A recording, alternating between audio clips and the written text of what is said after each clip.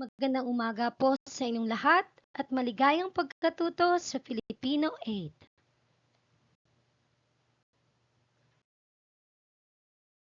Tara na po't ating simulan ang ating panibagong aralin sa linggong ito.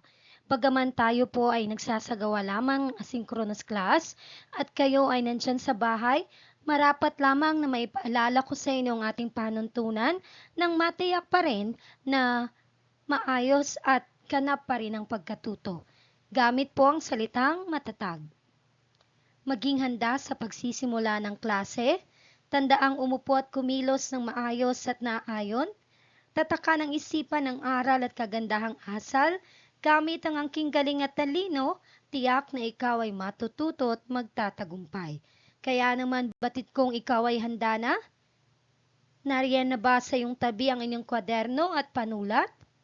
Kung wala pa ay maaari munang kumuha sapagkat gagamitin natin ang kwaderno at panulat sa mga gawaing nakapaloob sa video lesson na ito.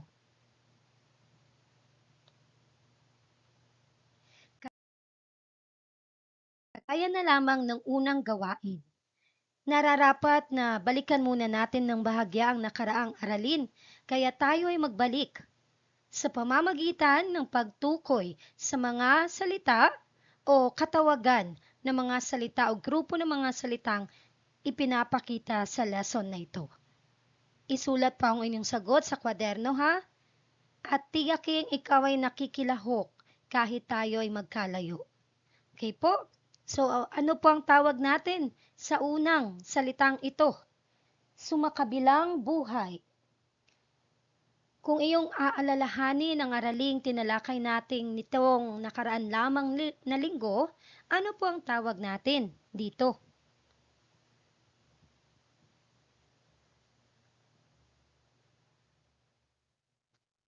Okay po. So, batid kong naisulat mo na ang iyong sagot sa kwaderno. Ang sagot po ba ay idioma?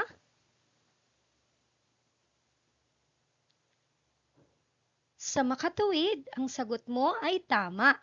Ano? So, lagyan po ng check at palakpakan ng sarili sapagkat nagpapabati dito na naunawaan nyo ang talakayan natin tungkol sa idioma. Ano? Itinawag na idioma sapagkat inilalayo natin ang totoong kahulugan sa literal na definisyon ng salita. At ang kahulugan nga nito ay pumanaw na o namatay na. Okay po. Tingnan naman ang ikalawang halimbawa. Ang puti niya, kasing puti ng uling. Ano kayang tawag natin uli dito kung babalikan natin ang nakarang aralin? Ito ba ay idioma pa rin? O ito ay isang tayutay? Tama, ito po ay isang tayutay. At ang tayutay nito ay nagpapakita ng pag-uyam. Palintunay o sa Ingles ay irony. Ano? Dahil binabaliktad natin ang katotohanan. Imbis na sabihin kaagad na maitim siya, ginawa nating mabulaklak, ginawa nating maharaya sa paggamit ng tayutay. At ito nga ay nagpapakita ng tayutay na ano ulit po? Tama, pag-uyam. Okay? Tingnan naman ang huling halimbawa.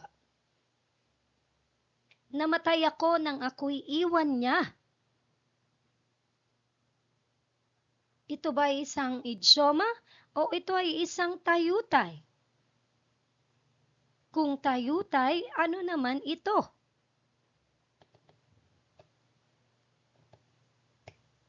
Okay, so tingnan nga yung isinulat mo riyan. Kung ang isinulat mo ay tayutay, meron ka na namang isang nakuhang tama. Ano? Dahil ito ay tayutay. At ang uri naman ng tayutay na ipinapakita dito ay pagmamalabis o hyperbole. Ano? Dahil kung titingnan, namatay ako nang ako'y iwan niya. Literal ka ba na nawalan na ng buhay o sadyang nasaktan lang ng sobra dahil sa pangiiwan niya? Ano? May eksahirasyon na nagaganap kaya tinawag na pagmamalabis o hyperbole. Okay po? So yung tayutay at idioma ay tinatawag natin o bahagi ng aralin natin tungkol sa matatalinhagang pananalita. Batid kong naunawaan nyo na ng lubusan yun, ano? At wag lang yung iwaglit sa inyong isipan dahil ang mga bagay na to, ang mga kaisipang ito, ay bahagi pa rin ng talakayan natin. Bahagi pa rin ng isasagawa nating gawain kapag nagtapos na ang aralin natin tungkol dito. Okay po? Okay. At bilang pagpapatuloy, ano, sabi natin, meron tayong panibagong aralin. So, tutuklasin natin ang panibagong aralin na yon sa pamamagitan ng gawaing Lara Salita. So, sa pangalan pa lang, Lara Salita. Gagamitin natin ang mga larawang ipakikita sa slide na yan at magsisilbing gabay nyo o clue sa pagbuo ng salitang hinahanap natin. Okay po? So muli, alam nyo na yan na kapag meron tayong mga ganyan, ay may kaukulang puntos. Titingnan ko po ang inyong kwaderno kapag kayo ay nagsulat riyan, ha? Okay. Narito na po ang ating Lara Salita.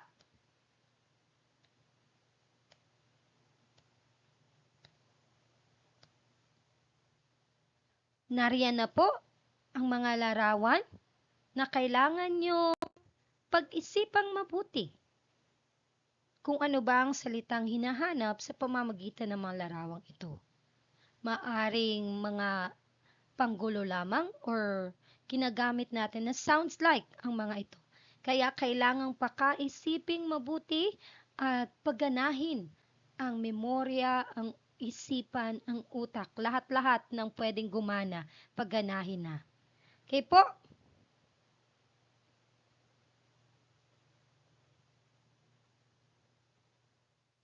Sige, isip-isip at subukan ha. Mas mainam na sumusubok kesa naghihintay lang tayo sa wala. Pagganahin ng utak natin.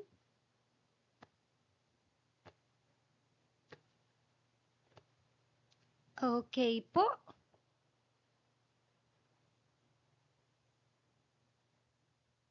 At ang salita po na hinahanap natin ay, kung titingnan niyo ang unang larawan, kung titingnan po natin ang unang larawan, ito ay nagpapakita ng fog or sa Filipino, hamog. Ano? Sabi ko nga kanina, panggulo lamang or mga sounds like lang. So, kunin natin ang fog, gawin nating Filipino. Nakakuha tayo ng salita o panlaping pag. Ano? At kapag ginamit natin ito sa pagdugtong, makakabuo tayo ng salitang paghahambing. Yan po. At sa linggong ito, yan ang magiging tuon ng ating aralin. At upang magabayan po tayo sa ating aralin, narito po ang ating mga layunin.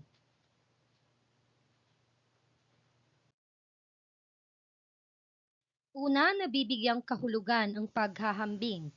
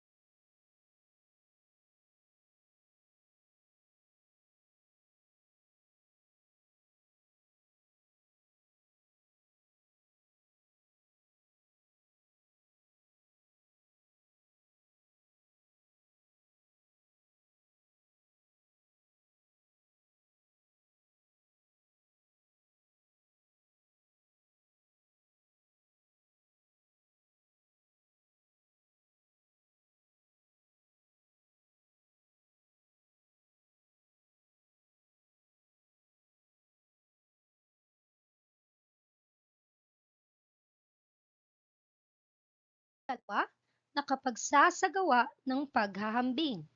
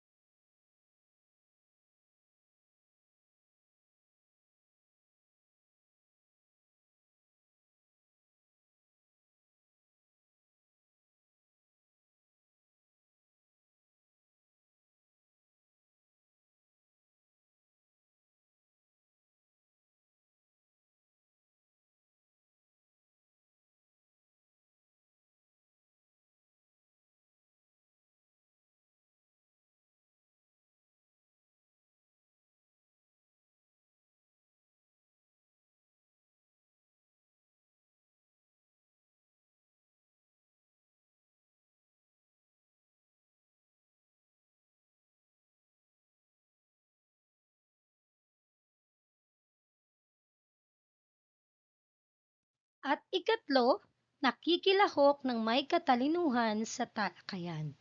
Yan po ang dapat nating matamo sa pagtatapos ng araling ito. Halina't talakayin natin ang mundo ng paghahambing. Halina't talakayin natin ang mundo ng paghahambing.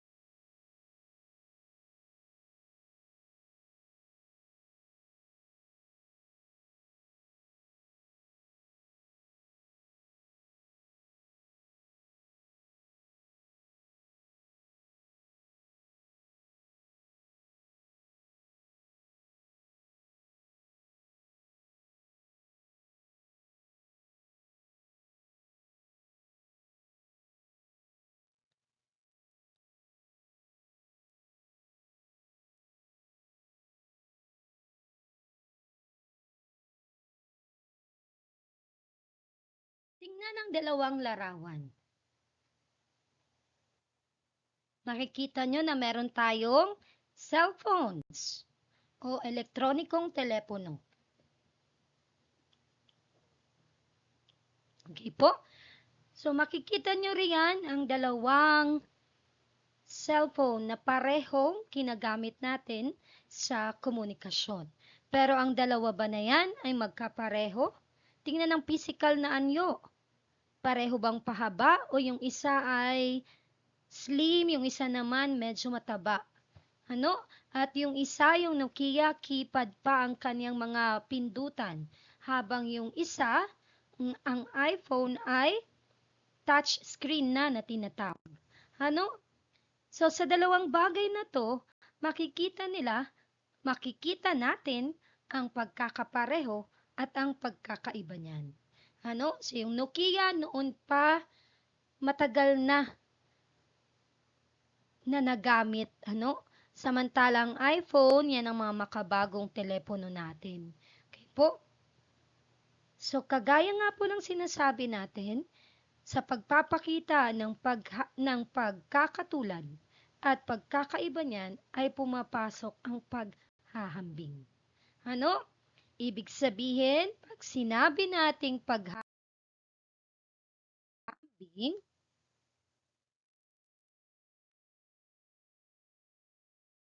ibig sabihin, pag sinabi nating paghahambing, ito ay isang paglalarawan sa antas o level. Ibig sabihin, pag sinabi nating paghahambing, ito ay isang paglalarawan sa antas o lebel na katangian ng tao, bagay, hayop, ideya at pangyayari.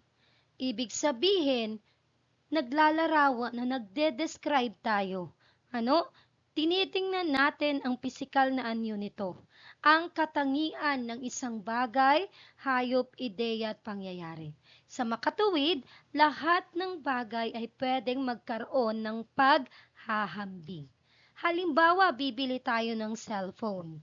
Ano kagaya ng kanina, kung sa tindahan na display ang Nokia 3210, yung isa kanina, no, yung may keypad pa, samantala yung isa naman ay iPhone 13, bibilhin mo ba kagad yun, yung Nokia o yung iPhone? Hindi ba't paghahambingin mo muna yung dalawang yon? Titingnan mo yung physical, maganda ba yung color nito? Maganda ba? Asan ba yung maganda yung kulay nito? Ano? Titingnan natin yung feature. Ano bang kayang gawin ng Nokia 3210? Ano bang kayang gawin ng iPhone 13? Kaya ba nitong mabasa sa tubig? O kaya bang mailublob sa dagat? Ano yung mga bagay na yan? Ibig sabihin, hindi kaagad tayo nagdidesisyon. Bagkus, tinitimbang muna natin. Hinahambing natin kung ano ba ang mas matimbang, ano ang mas dapat nating bilhin, o ano ang mas kinakailangan natin. Ano, bago agad-agad na magbigay ng konklusyon o ng desisyon. Yan po ang tinatawag natin na paghahambing. At pag pinag-uusapan po ang paghahambing, may dalawang uri nito. Ang una ay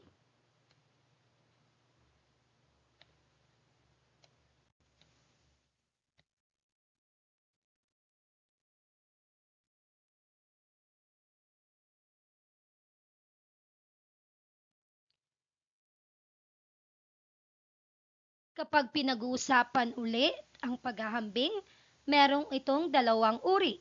Ang una nga ay magkatulad. Paghahambing na magkatulad.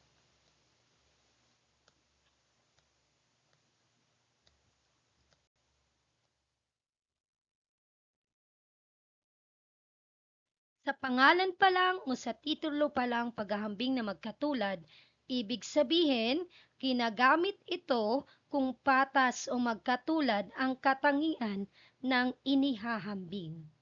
Ibig sabihin kung parehong katangkaran ang inihahambing, kung parehong katalinuhan, parehong kulay ng balat, parehong kinis ng balat, kasi magkapareho ang katangian ng inihahambing. Ano? At madali lang makilala kung paghahambing na magkatulad ito sapagkat merong mga ginagamit na mga pananda o mga hudyat na tinatawag.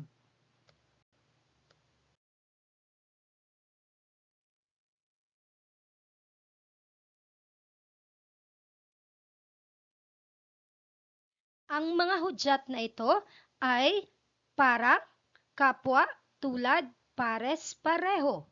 Ibig sabihin, kapag ginamit ko ang salitang tulad sa pangungusap, nagpapakita ito na ang paghahambing ay magkatulad.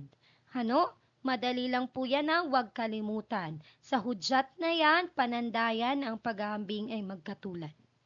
At hindi lang yan.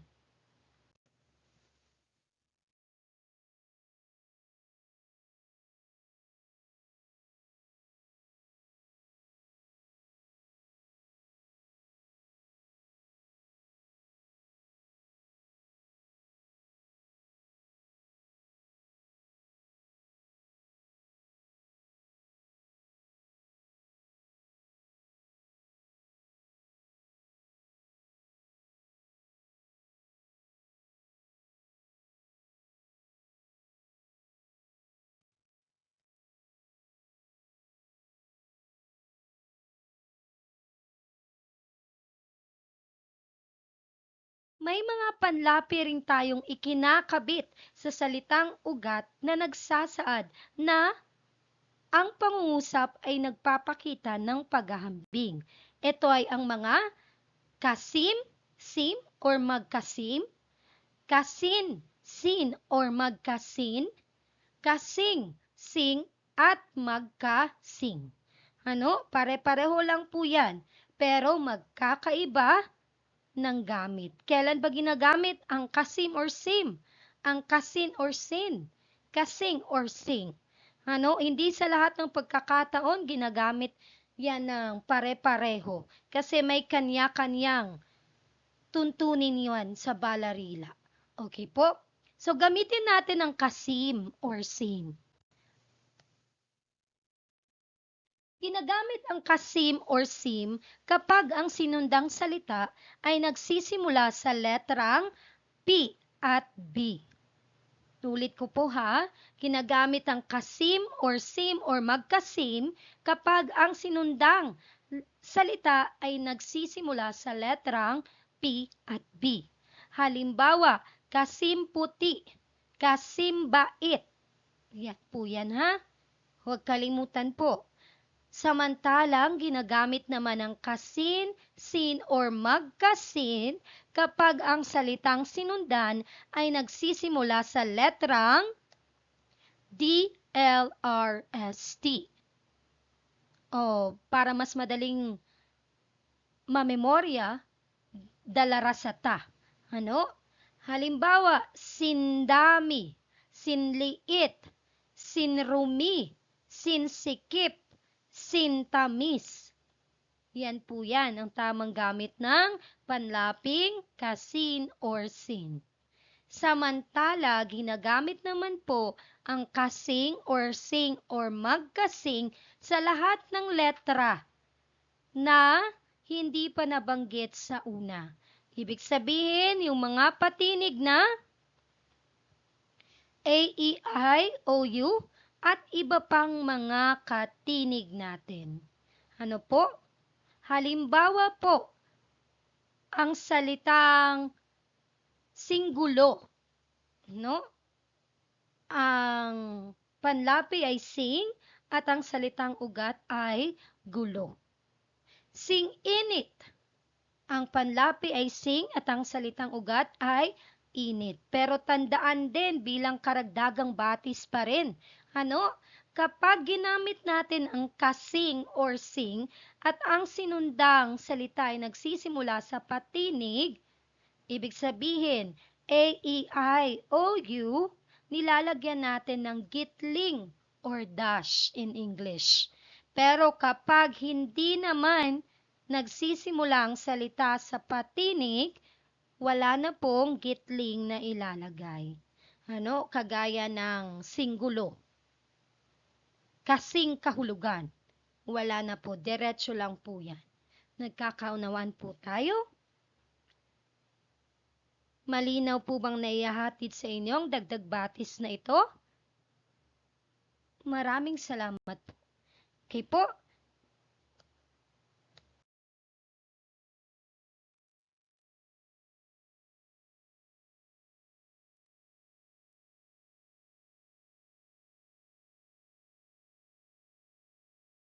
Tingnan natin ang halimbawang ito. Kapag gumawa ng mabuti sa kapwa, higit ang balik sa iyo ng ginhawa, gaya ng ginawa ng mabuting Samaritano sa Biblia. Tingnan mabuti ang halimbawang pangungusap. Alin riyan sa iyong palagay ang ginamit na panadya na nagpapakita na ang halimbawang ito ay nabibilang sa paghahambing na magkatulad? Sige nga po. Tama, ang pananda or hudyat na ginamit ay ang salitang gaya. Okay po? So, madali lang ang paghahambing na magkatulad, hindi po ba? Kinagamitan lang natin ng mga pananda at ng mga panlapi. Okay po? Naway malinaw ang ating naging talakayan tungkol sa paghahambing na magkatulad. Tumungo naman tayo ngayon sa ikalawang uri ng paghahambing.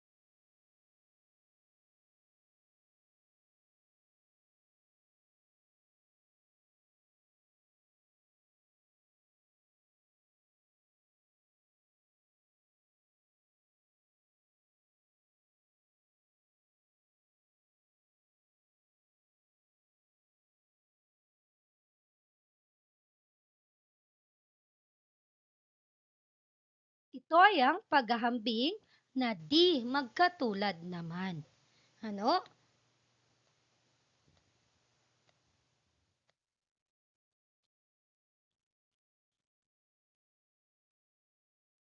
At pag sinabi nating di magkatulad, ito naman ay naghahambing o paghahambing sa dalawang katangian na magkaiba. Ano ibig sabihin? Hindi pareho yung katangian na inihahambing natin o kaiba ang katangian ng dalawang pinaghahambing natin. Okay po? At kapag pinag-uusapan ang paghahambing na di magkatulad, ito ay mayroong subkategorya pa rin. Dalawa ang subkategorya natin dito.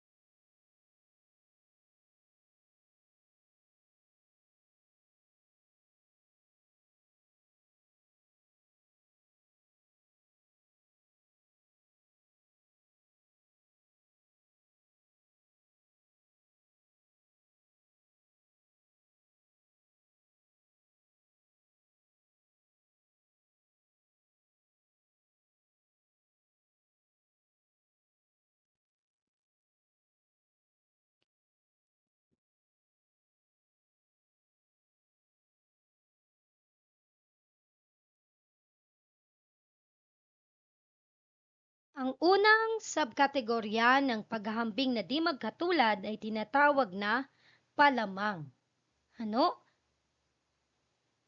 Mula sa salitang ugat na lamang, ang inihahambing ay mas malaki o nakahihigit sa isa sa pinaghahambing. Ibig sabihin, superior yung isa kesa sa isa. Nasundan po?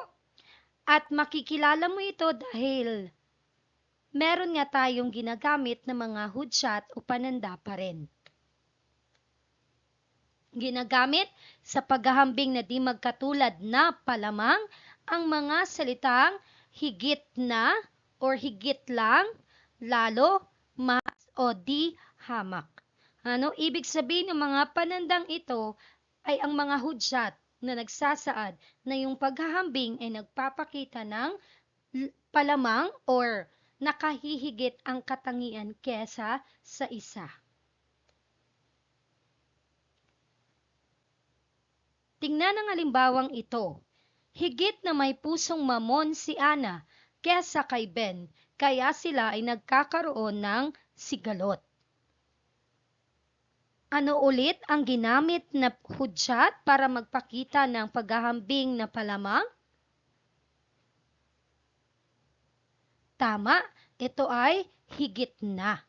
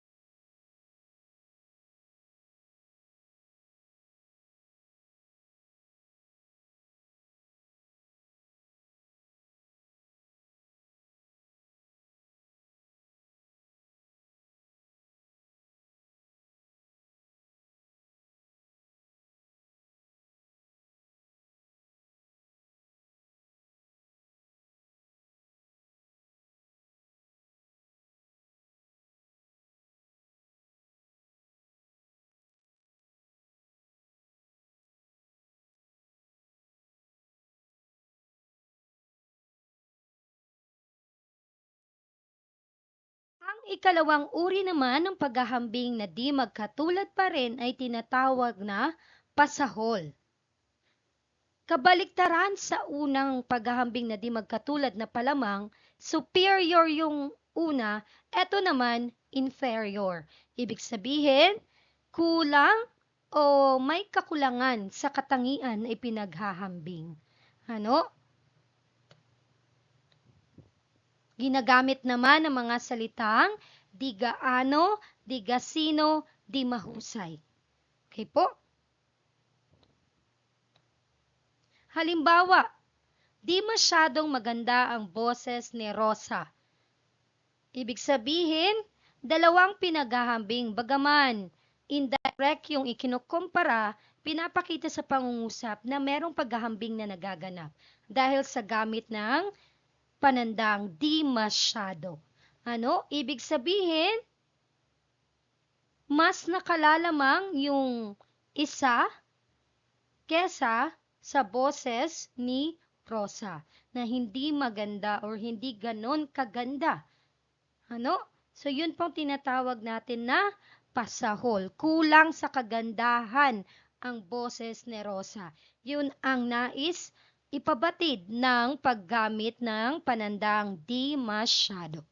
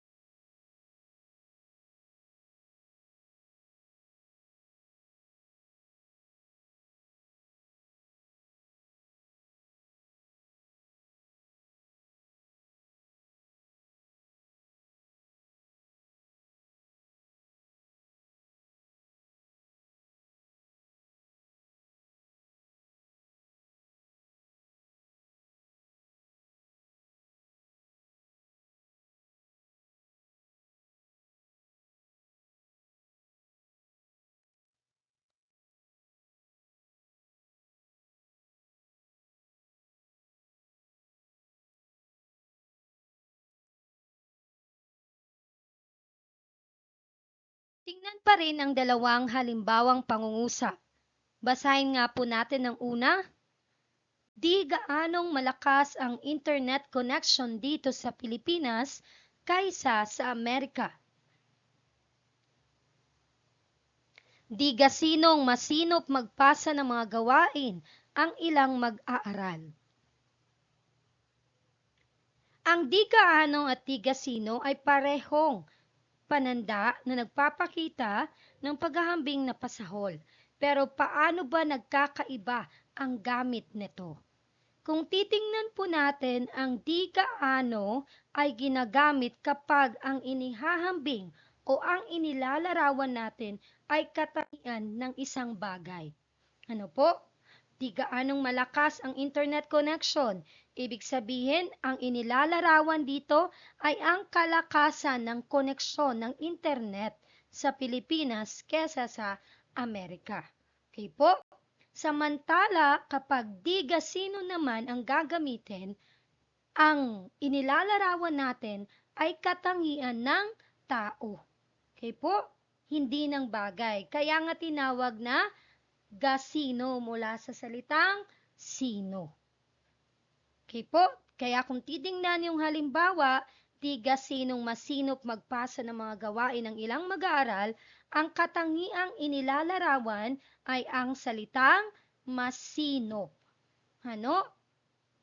Yan po ang pinagkaiba sa paggamit ng di gaano at di gasino. Ulit tandaan, ang di gaano ay ginagamit sa paglalarawan ng katangian ng isang bagay, habang ang di gasino naman ay ginagamit sa paglalarawan ng katangian ng isang tao. Sana po ay naging malinaw ang isa pang dagdag batis natin. Okay po?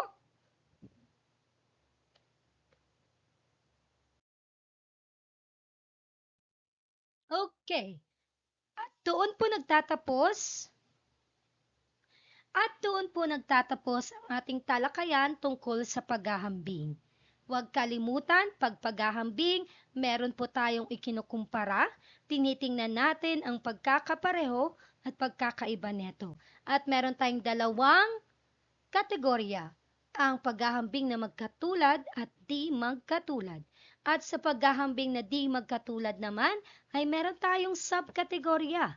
Ito ay ang palamang at pasahol. Kaya naman nais kong isagawa mo ito sa iyong kwaderno para subukin ang natutuhan mo sa araling ito.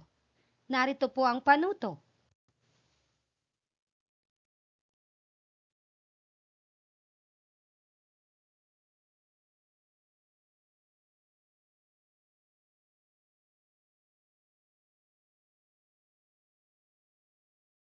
Suriing mabuti ang bawat pahayag ng bawat bilang. Tukuyin ang pananda o mga salitang ginamit sa paghahambing. Pagkatapos ay tukuying muli kung ano ang uri ng paghahambing ito. Paghahambing ba na magkatulad o di magkatulad? At kung paghahambing naman na di magkatulad, ilagay kung pasahol o palamang. Okay po? So, ibig sabihin, may pangungusap na ipakikita at sa pangungusap na yon ay may mga panandang ginamit. Tukuyin yung mga pananda na yon, isulat sa kwaderno, at sasabihin nyo kung paghahambing na magkatulad o di magkatulad. At kung di magkatulad naman po, ay isusulat nyo kung ang paghahambing ba ay pasahol o palamang. Nasundan po? Okay. So batid kung handa na, kaya narito po ang unang bilang.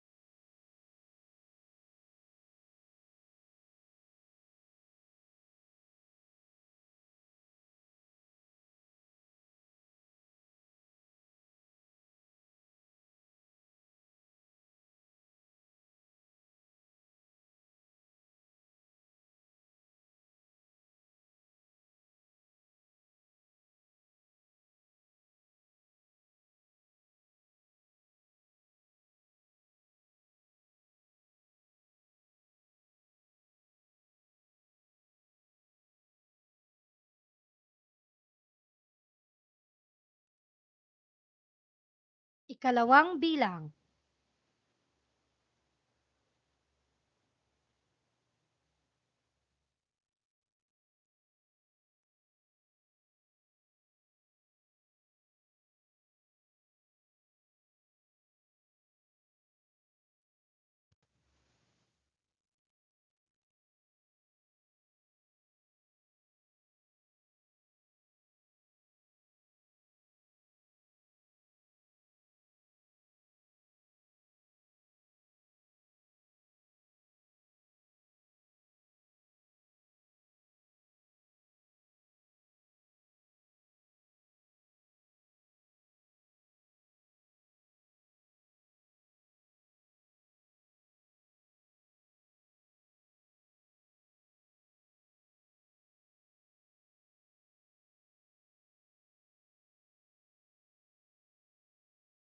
Ikatlong bilang.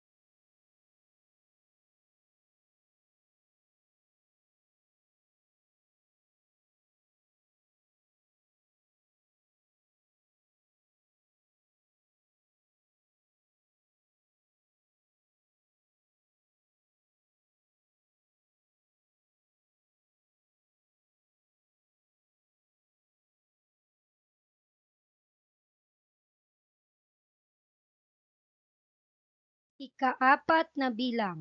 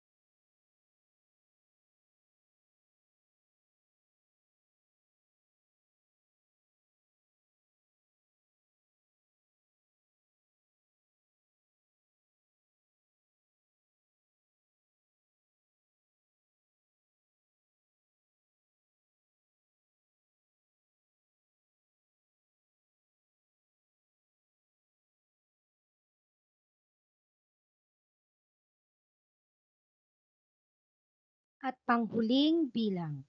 Ikalima.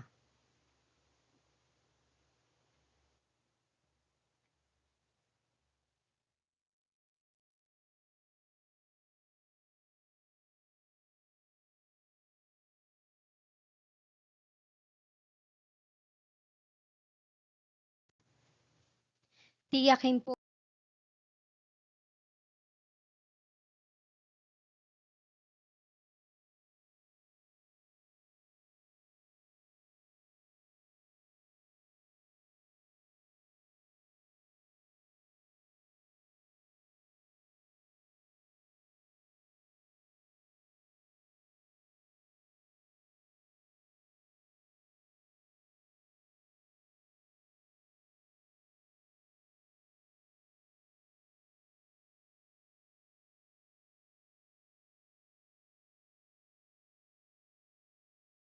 kung meron po kayong naging kasagutan sapagkat sa ating pagkikitang muli ay iwawasto natin ang mga yan. Okay po, naway na unawaan nyo ang ating naging talakayan ngayong linggo at naway lubusan nyo pong natutuhan ang bawat mga salitang ito. Okay po, so paalam hanggang sa muli nating pagkikita, naway naging maligaya ang inyong pagkatuto sa Filipino 8.